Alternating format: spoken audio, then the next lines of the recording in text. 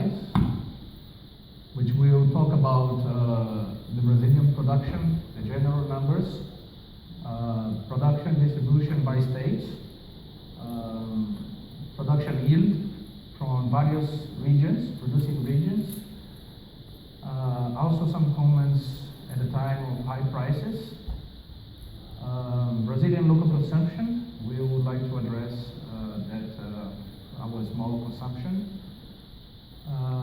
Brazilian export, which will see all the numbers, total quantity, total values, average price, US dollar, in the last, all this data will be in the last 10 years time, so we can compare. Brazilian main buyers, total quantities, also average prices, total values that represents for the whole pepper industry from Brazil, and Brazilian imports, and the overview stocks, export stocks. First, we are talking about the areas. Brazilian cultivated area increased by 22% from 2004 to 2014, out of which the harvest area also increased 17. There are two-digit numbers of increase. Brazilian production also increased roughly 24%. So you can see in the graphics the increase of this production. This will help us to understand a little bit the crop in Brazil. So crop is now, used to be mainly Pará and Espírito Santo, but because of high prices, farmers are encouraged to try different areas, different climes, and it seems that it's working out. So you have the Pará, the highest cultivated area, and you have Espírito Santo next, and you have Bahia. And then we have the yield of production. Okay, Pará, which is the main region, accounted with a production of 29,000 in 2014. In the 2015 will be 33,000. The yield, as you see, in Pará up there, it's slightly the same as last year compared to 2014. While in Espírito Santo, which is the largest, the second largest producer, increased from 2,800 yield kilos per hectare to 3.4, which is a significant increase, and we address this increase by the climate, also the irrigation system, which 90% of these pepper vines are irrigated in this region.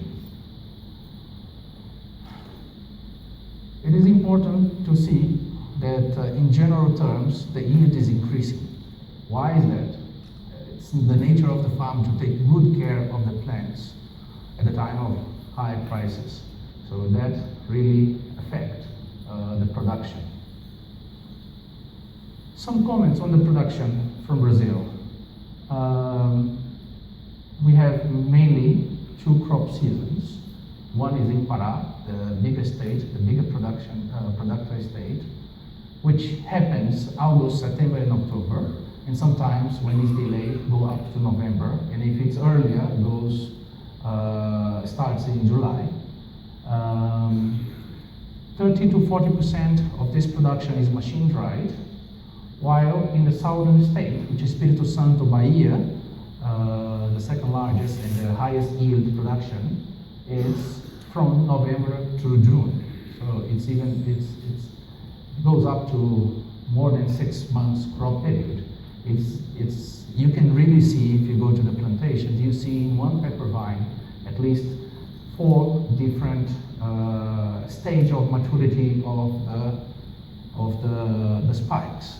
That, I think, it has something to do with the irrigation and the good consultancy practice from professional agronomists to the big pepper farmers.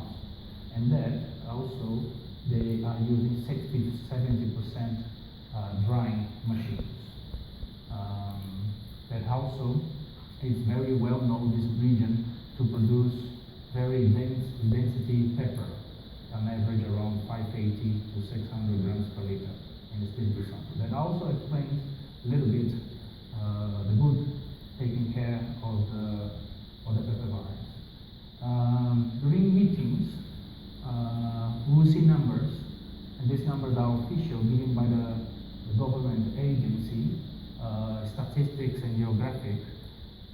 However, we've been talking to farmers, visiting the regions at least 3 to 4 times a year, both in Pará and Espiritu Santo. Pará has not been reported affected by El Nino. The maturity of the spikes were already set when the Brazilian rain problems start to happen. But in Espiritu Santo, they are saying that the crop will be affected by 25 to 30%, which will be more or less 3,500 tons. So that's in our last slide, we can see more or less a variation of carryover stocks. These are the costs. We have interviewed medium farmers with between 25,000 to 55,000 pepper vines, and we came to these numbers to be an average. The cost of implementation of pepper gardens are at today's last Friday's exchange rate around $9,800, okay, to implement the new gardens, out of which they inform that they have losses, seedlings death rate of 15 to 20%. The cost of maintenance of these fields, it is around $5,650 reais per kilo at the exchange rate of today, 1,531. To come with this, we have been talking to a lot of you here, and luckily or not, the exchange rate has been helped Brazil to be somehow competitive. If you see the cost of production in Brazil, 64% is labor force, and out of which around 39 is due to the harvest period. It's a very expensive. Brazil cannot be compared to Vietnam or other Asian countries.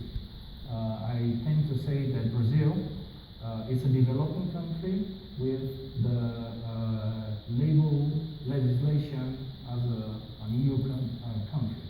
It's very expensive to employ in Brazil, and it's very regulated by the government and costly. So in the perspective of pepper, the exchange rate helped Brazil to be competitive, and we see a bright future at least the next 2 years in time. And comments at the high times of prices, the overall tendency is to liquidate stocks and farmers to plant more and take good care of the vines. That will reflect on the production. However, there are always farmers and middlemen to keep stocks to sell to a little position, especially for the local market, who pays a premium of around $1 per kilo on the base of P1 minimum 560 grams per liter.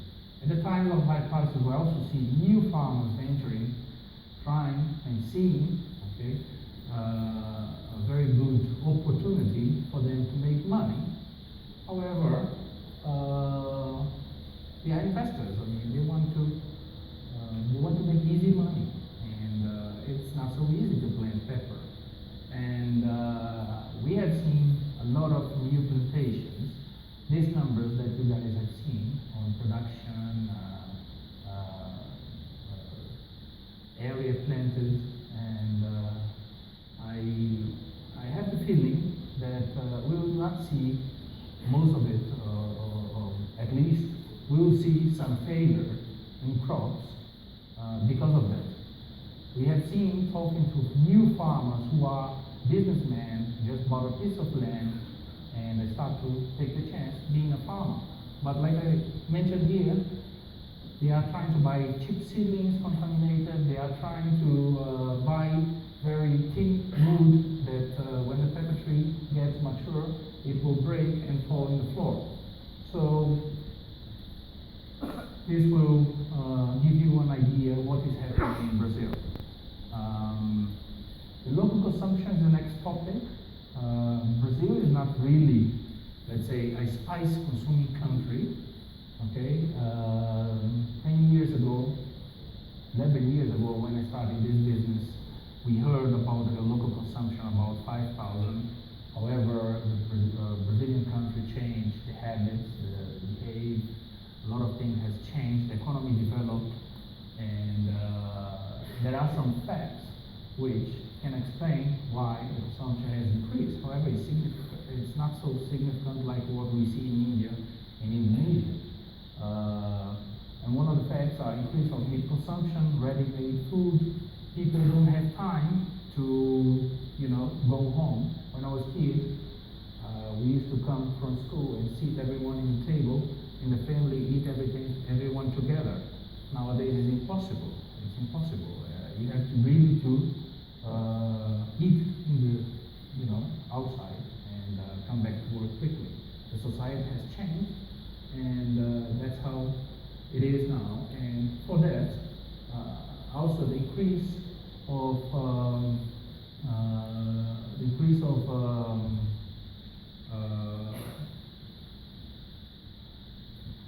of the Brazilian lower classes due to the politics.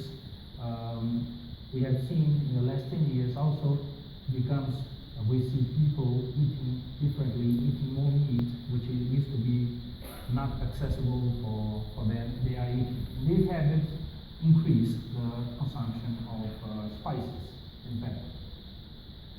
And now the numbers. This is the graphic, 10 years graphic. It happened that the year I started the business. And this is the export in quantities, in kilos. If you see the last number is still October. That's why we are seeing a reduced level. A curve is coming down. However, I think Brazil still 2 months to export and will surpass these quantities. This is the total quantity in kilos. This is the values, US dollar fall. Okay, I think the presentation changed the comma somehow. Anyway, the total value exports, we should consider 300 million dollars. Okay, it's just because this is what really what is the quantity this industry returns for the country as exports. This is the average price. If we see, average price is still increasing. Even though we didn't finish the year, but the average price is increasing continuously above $9,000. We have seen low levels in the last 2 months, so that's happening. However, still, until October, we have seen prices increase in the last 10 years. These are the numbers, the general numbers from the main importers of Brazil. And if you concentrate USA and Germany, they are accounting around, I would say, 55% of the export of Brazil, pepper. And then next to that, you have France, Spain, Netherlands, Mexico, Argentina. These are the main players from Brazilian pepper. If you see, Vietnam is increasing. Every year, the last 3 years, is increasing the quantity that they are importing from Brazil. This is the graphic, the total quantity per kilo.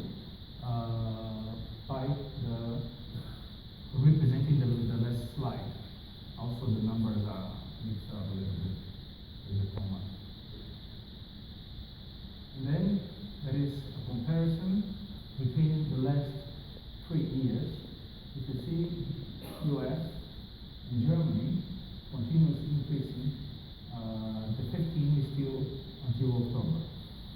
So then you have Vietnam increasing, they will end up surely with 6%. So every year is increasing the quantity that Vietnam is importing pepper from Brazil. Why is that? I think this pepper is going to the main manufacturers that they are using to process. Brazil as a raw material exporter sometimes can be very competitive, and I believe in the next 2 years will be very competitive in prices due to the exchange rate. This is the main values by the buyers, and if you see, US is paying a high price for the pepper. Again, we are showing until October, but if you see Brazil is paying the highest, then you have Germany, then you have France. This is the average price in FOB basis. I was studying this slide.